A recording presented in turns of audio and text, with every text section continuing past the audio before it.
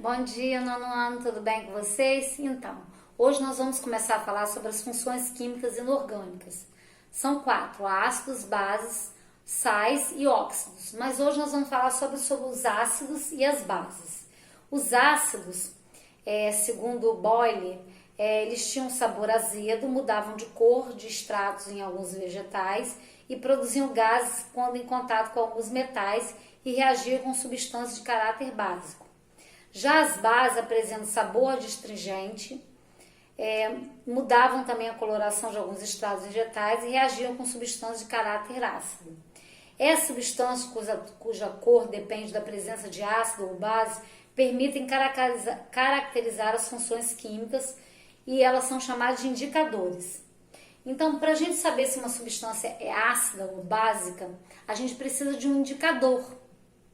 Os indicadores ácidos e bases são substâncias cujas cores se alteram quando colocadas em meio ácido ou em meio alcalino, que é o meio básico.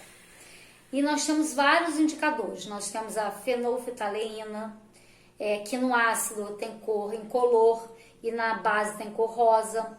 Nós temos a laranjada de metila, que quando é ácido a cor é vermelha e quando é base a cor é alaranjado. E o azul de bromotimol, que quando é ácido é amarelo e quando é azul é base. Outro indicador comum também é o papel de tornassol, um dos mais antigos indicadores de ácido base. E para que a gente usa isso? Bem, nas estações de tratamento de água, nas ETAs, a água precisa ficar alcalina, ou seja, ter o pH dela no nível 7, porque o pH ele pode ir de 0 a 14. O que é pH, Jaceli? pH é potencial hidrogeniônico, é potencial de hidrogênio. E ele vai desde a neutralidade, que é o 7, até a acidez e até a basicidade. Vocês vão ver na página 19 aí, sobre até aí mostrando o pH aí correspondente ao esse indicador universal aí, que é o papel de tornassol. Então nós vamos ver aí que no meio neutro ele fica verde e pH é 7. Quanto maior for o pH, mais básico é a substância. Quanto menor o pH, mais ácida a substância. Então, se eu perguntar para vocês assim, uma substância com pH 3 é mais ácida ou mais básica do que uma substância de pH 6? É mais ácida, porque está mais longe da neutralidade, né? O 7 é o neutro. Então, quanto mais longe da neutralidade, mais ácido. Da mesma forma, a basicidade. Quanto mais longe da neutralidade, mais básico é a substância. Então, como eu estava falando com vocês, nas ETAs é medida esse pH de hora em hora, porque se ela estiver muito ácida, a água, é jogada cal para diminuir a acidez da água, para poder ela ficar própria para o consumo, certo?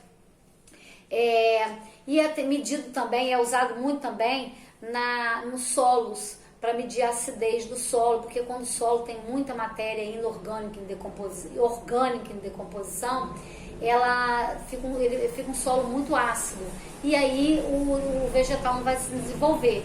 Então é preciso fazer a calagem, você já deve ter estudado isso no 6º ou no 7º ano, que é feita a calagem para diminuir a acidez do solo e aí melhorar então a produção da lavoura. O pH é medido também em piscinas, né? É muito comum em piscinas terem aí, né? A gente ter lá de acordo com a coloração. Isso aí a coloração vai depender muito de indicador. Por exemplo, eu vou lá e compro um indicador.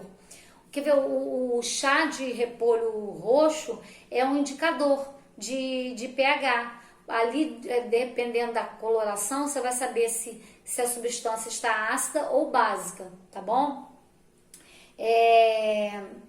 Então, até aí tá pedindo para vocês descobrirem comprando papel de tornassol. Eu nem sei se Cambuci tem isso, não.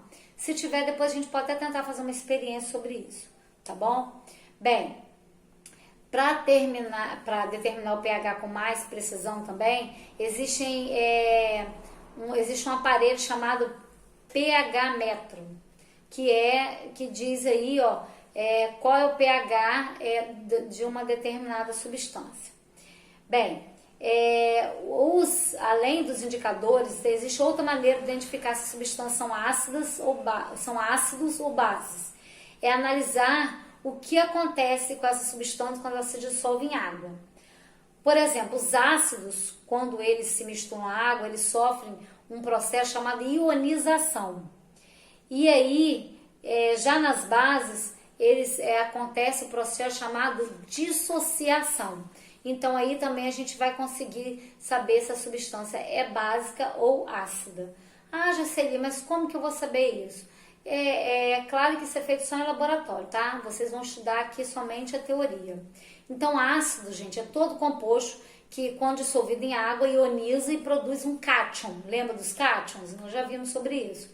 E a base é todo composto que quando dissolvido em água dissocia-se e se produz um ânion, tá? E a gente vai ter aí, ó, vários exemplos de ácidos.